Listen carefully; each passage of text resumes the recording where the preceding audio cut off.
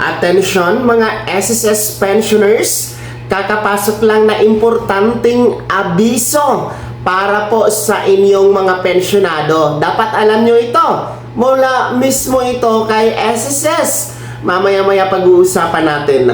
Hello mga ka-vlogs! Welcome dito sa aking YouTube channel. Magandang araw po sa lahat ng mga manonood. Saan po kayong dako sa mundo? Kumusta kayo mga ka-vlogs? Eto, makinig mga pensyonado ni SSS dahil para ito sa inyo. Alam nyo ba na kakapasok lang ang advisor na ito mula po kay SSS, posted po sa kanilang official Facebook page. Kayo po ay pinaalalahanan, no?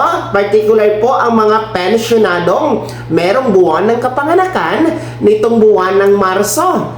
Whatever kung anong petsa, mula March 1 hanggang March 30. At ang edad po ay 80 anyos pataas, na dapat hindi nyo po kaligtaan na mag-comply ng inyong Annual Confirmation of Pensioners or SSS ACOP. Yes, mga kablangsa, para po sa mga magbi-birthday sa buwan na ito ng Marso, no, anuman ang petsa, ulitin ko, mula March 1 hanggang March 30, at ang edad po ay 80 years old pataas, ay kailangan po talaga mag-comply ng ACOP ayon po sa SSS Circular number 2023-013, yung may subject na revised guidelines for Annual Confirmation of Pensioners Program or ACOP program, mga kablangs. Well, bukod po sa merong buwan ng kapanganakan nitong Marso at ang edad 80 pataas, kabilang din po sa magpapa-ACOP, ang required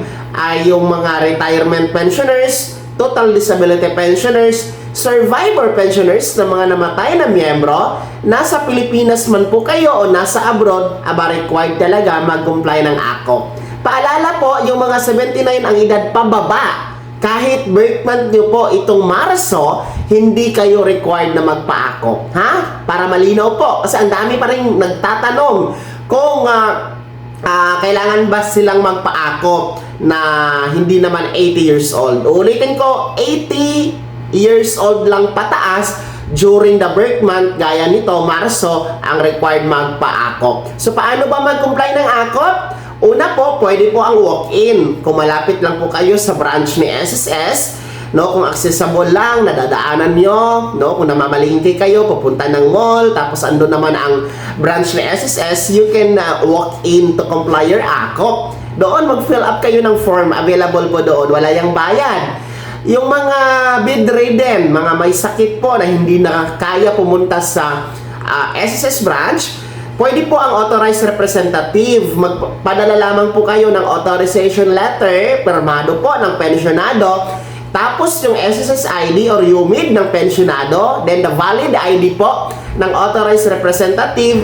Ayun, pwede po yun ha, para sa pag-comply ng ACOP. Paano naman ang mga nasa abroad? Lalong-lalo pa ha, ang mga nasa Middle East. Naku, may giyera dyan ngayon.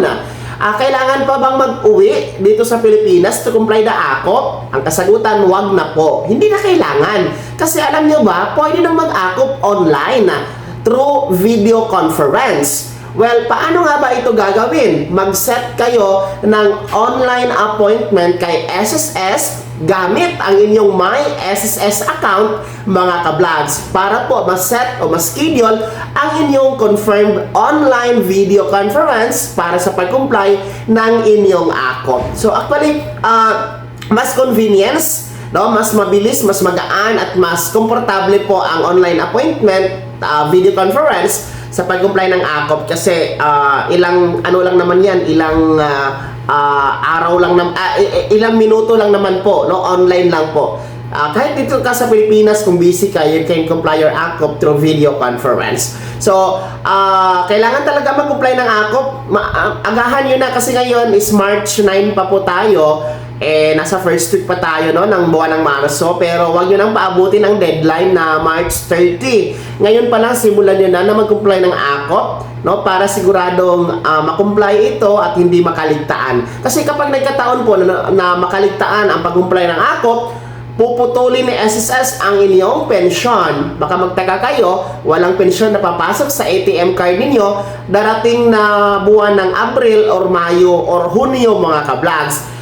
tandaan nyo ha, pag naputol ang pensyon, kailangan pa rin magpaakop. And after nyo magpaakop, mag-antay pa kayo ng 3 buwan bago po papasok sa ATM card nyo ang mga hindi na ibigay na mga buwan ng inyong pensyon. So, matagal, no? Huwag nyo nang paabutin sa gano'n na sitwasyon dahil alam naman natin na kailangan nyo po ang inyong pensyon para sa inyong pangangailangan, lalong-lalo na sa mga merong may maintenance sa gamot, mga SSS pensioners. So, paalala ito mula sa SSS, maging dito sa ating YouTube channel, lagi natin itong nire-remind sa inyo, mahalaga talaga ito sa inyo mga pensionado, kaya huwag kaligtaan na mag-comply ng Annual Confirmation of Pensioners or SSS ACOP. Simulan nyo na ngayon dahil ang deadline po March 30, 2026. Kaya naman mga pensionado ni SSS, sino po sa inyo dito ang mga magbe-birthday sa buwan na ito ng Marso?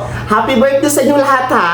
At sino sa inyo dito ang mga 80 years old pataas at kailangan mag-comply ngayong buwan na ito ng ACOP? Kumusta po ba? Sino ang tapos na nag-comply ng ACOP at sino ang hindi pa? Ibahagi niyo po sa comment section na nasa baba, pakilakip ng buong pangalan at kung taga saan kayo. Kung bago ka pa lang sa akin channel o di kaya di ka pa nakasubscribe, i-click niyo muna ang subscribe button na nasa baba. Huwag kalimutan na pindutin ang notification bell, ilagay sa all para una ka sa mga balitang i-upload ko. Maraming salamat po. God bless. Happy Monday mga ka-vlogs.